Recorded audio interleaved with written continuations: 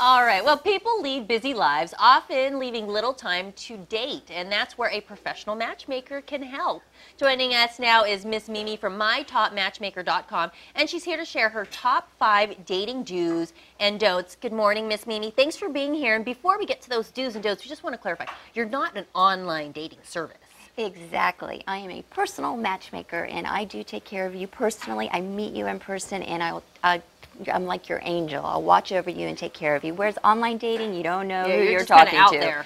Yeah. All right, so it's always nice to have an angel because when it comes to dating, it can be tough. Yes. And I'm sure there's more than 5 do's and don'ts, but you're here to share some of those ones that you really need to be aware of.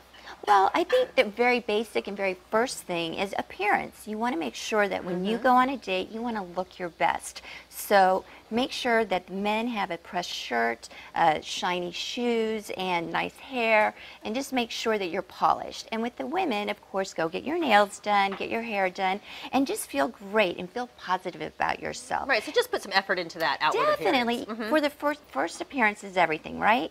So make that first one the best one. And then secondly, you also want to make sure that when it comes to topics of conversation, you mentioned it earlier in the break, do not talk about your exes. That's the last thing you want to do. Right. What you want to do is talk about the positive things that are going on in your life, and think of things that you're looking forward to and what you're accomplishing now that's current. Right. Don't go in the past. Okay. And then when it comes to beverages, when you're out to dinner, I do believe that I prefer... Think about what you're ordering to drink. Exactly. I prefer no alcohol, but if for some reason you feel comfortable and you feel like you can have one alcohol, then feel free to have one alcohol, but no more than one. Exercise self-control, sounds like. There you go. Okay, what else do we have? Oh, and then also I'd like for you to be able to think about your values and the way that you come across. I believe in traditional values, so I want the gentleman to be the gentleman and the lady to be the lady.